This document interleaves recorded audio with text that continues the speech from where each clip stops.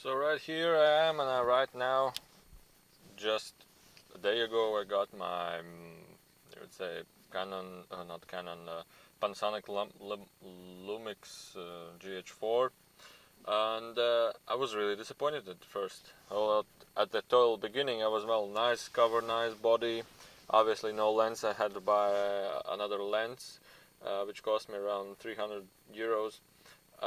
Really nice body, really small camera, full of many various buttons and all sorts of things. Really nice LCD, no finger marks left at everything. Really nice, really nice. Everything is really nice. And then I got to the point where I turned on the camera, and then I saw, I can record only 27 minutes, and I was like, what? Take a look right here.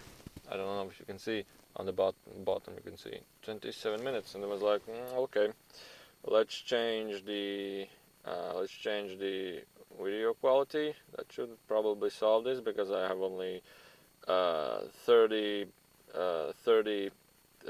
of 64 gigabyte of SD card, and then I changed the absolute lowest format that I can do, which is HD, 10 megabits of 10 megabits of codec, 2959. And then I was, what the? I wanted to buy this camera especially for doing like 2-hour video recordings non-stop, and I read everywhere, yes, this camera can do unlimited video recordings. Yes, this camera can do unlimited video recordings, even here in Europe, where I'm living in Latvia.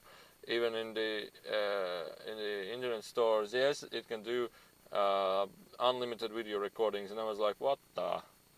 29.59. Then I called the internet store and asked what's up, and he said basically this is just to protect the camcorder market. So this is a photo camera. This isn't a camcorder. This is a photo camera, which is basically designed to do camcordings and stuff, and it's limited to 30 minutes of video recording. I was like, what the? But right now I'm thinking to give this camera back and to buy it from like China or to buy it from USA. I don't know yet, depending on the price.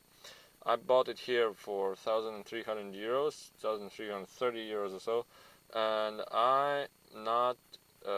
I'm just shocked. I'm just well, what the fuck? Every sorry for the words. All information was, yes, this is the absolute best DSLR because it can do unlimited video recordings and blah blah blah blah. Well, it's not unlimited. Well, definitely not here in Europe. And this camera is made in testing center Hamburg, Germany. Imported for Europe, Panasonic market Europe. Imported for Panasonic market in Europe. Alright, well, nevertheless, the things also which were complicated for this camera was so many different formats of recording. Well, that's basically good, but the idea is that if I want to choose, I will show you right here. Let me give you a closer look. For example, if I want to choose, I really love this. Also, another setting is it has a built-in leveling, so you can see whether the camera is leveled or not. As you can see, it's like a gyroscopic sensor or something inside. Now, for example, I want to change between formats. Then I go to recording quality, and then I have 6 formats available: 4K 100 megabits, 4K 100 megabits 24 frames, Full HD 60 frames, Full HD 20 megabits 30 frames, and so on and so on. The idea is that if you click back and you change, for example, to like move, yes, I want to proceed. You have even more video formats available, like Full HD 200 megabytes, Full HD 100 megabytes, and so on and so on. The idea is that you can get variable frame rate also. That means that you can change to like 96 frames per second or so. But the idea is that every time you have to change this. Okay, now what kind of available formats will the MP4 LPCM will have? Basically, it says that you need a high performance PC. Okay, maybe I have a high performance PC. What formats will it have now? Okay, basically the same formats also. So also another thing is that it has where was it? It was here. It has the frequency settings, which means basically, okay, I want to go to like PAL. Every format will now have 50 frames, not 60 but 50. Okay, then I go to cinema mode. Okay, I need to turn this thing off. Then I turn it on again. Then I'm back alive, and every format will now have 24 frames a second, which obviously I don't know why should you need less frames a second, and 30 is good. And now you have like Cinema 4K 24, 4K 24 frames, Full HD 24 frames, Full HD 24 frames, but variable frame rate also. So it gets a little bit complicated, and also there are so many buttons here. I was thinking at first maybe they don't know where to place some of the buttons that they had complicated. Also here's some kind of microphone. This is a speaker. But the good things which I like are that you can easily change the focus.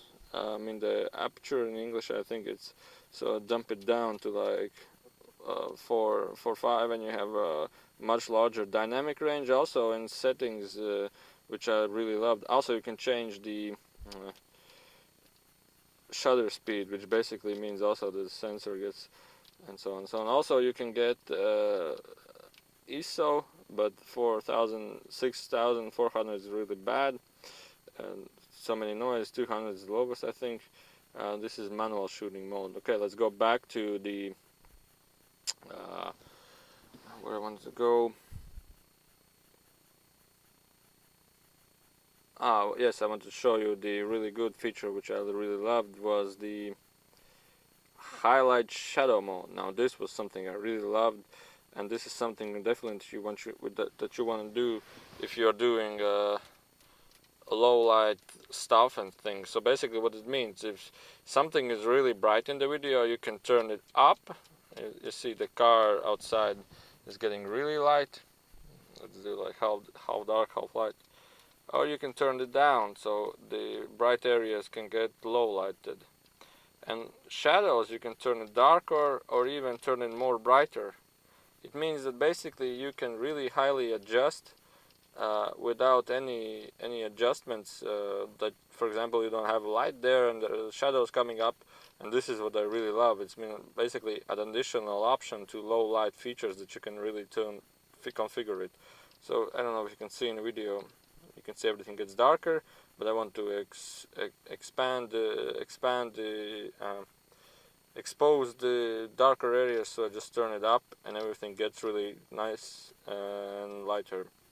Another thing that the feature has, it has really nice white balance stuff. Okay, let's keep it auto balance. And it has, which button I need to press?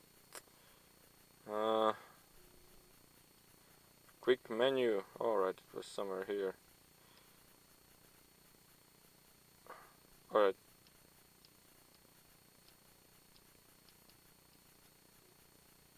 You can change between the filming modes, and this is a really good feature. You can turn it instantly so it films as a cinema recording, or you can dump it down to filming like a normal recording.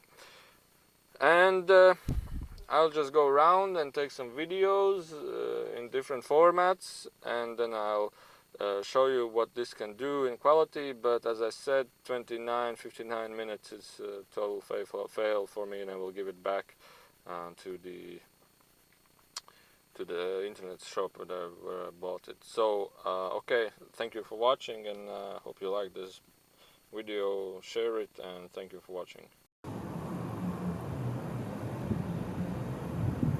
So this is Full HD, 100 megabits per second.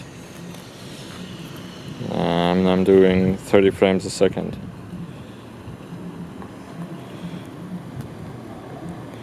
Everything is light there.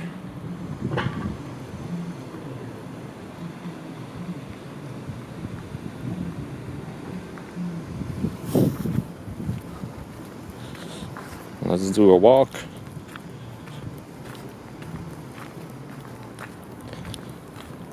see if I suddenly enter the dark, what kind of a reaction will the body camera have to this. Oh, I'm only on full manual mode, so basically it will have no reaction. But let's configure and check the low lights. Now this is a low light.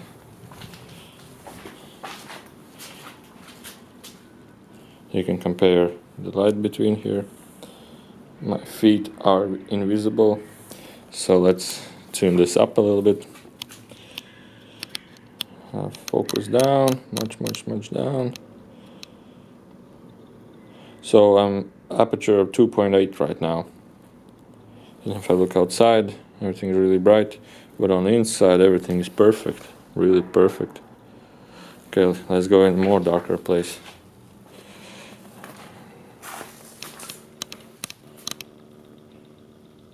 Okay, we don't see nothing, but let's change ISO to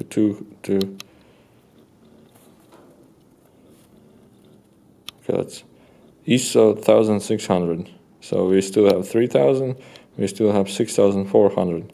So let's keep it to 1600 right now. Alright. And there's obviously nothing much we can do except we can turn the brightness up a little bit. But this room is quite dark, and the camera sees it much better than my eyes. More colors and everything.